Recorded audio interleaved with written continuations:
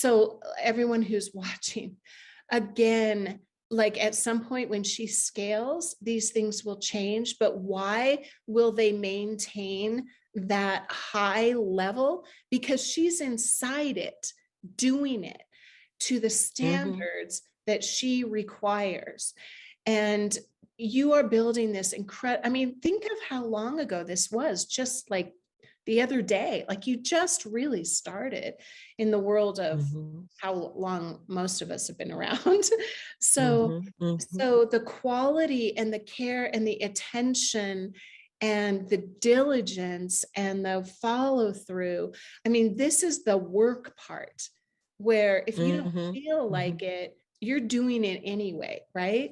And she's not waiting for the VA. She's not tossing off anything. I mean, some things, I don't know how it's all arranged, but she's deeply embedded in the quality of customer experience, which is everything.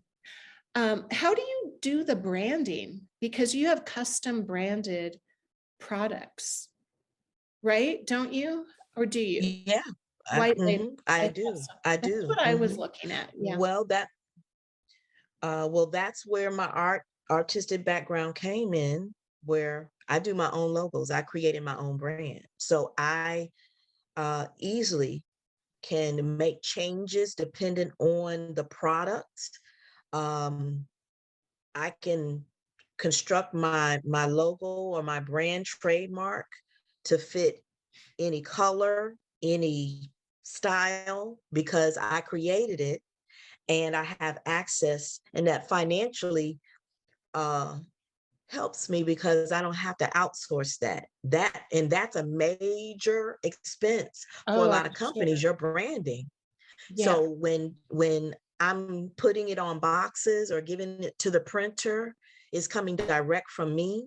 So I can control what my brand looks like. I can control if I change my brand. I've actually in another business, I actually changed the entire brand, name and image. It cost thousands of dollars, Yeah.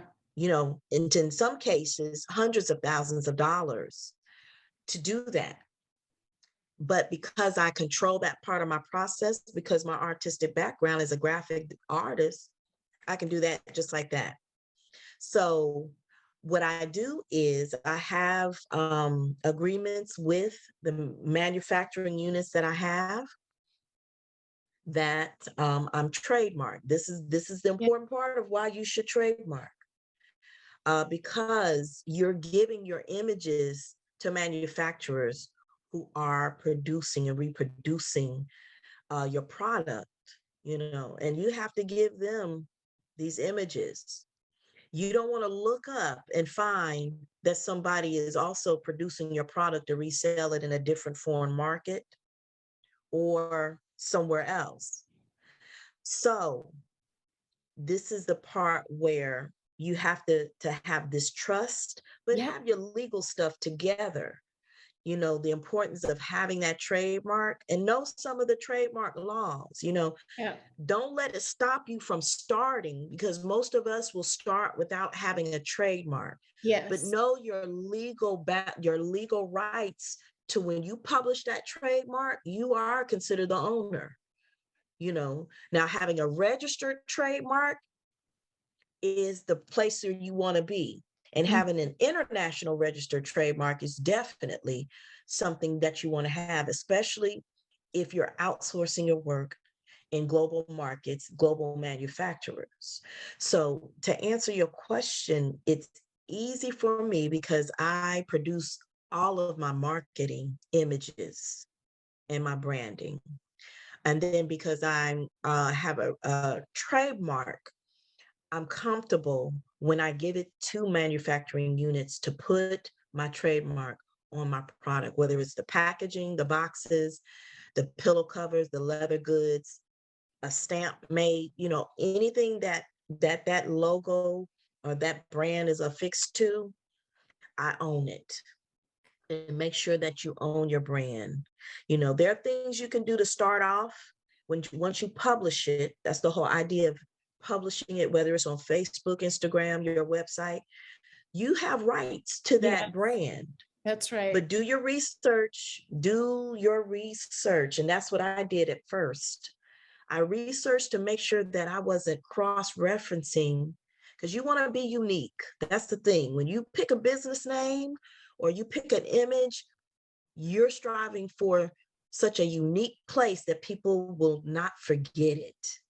But if you are picking names and images that could be confused with someone else, then you are also creating a problem at the beginning of your process of building your business.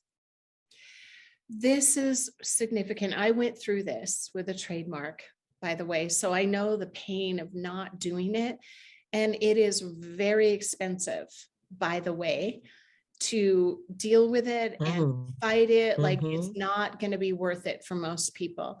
And you watch your dreams go down, I mean, it's not really like that, because you get over it and you're like, oh, I'll just go in this direction. But it's very painful because of that, because your brand is a part of you, So let's also, so many things I want to speak with you about. When you started,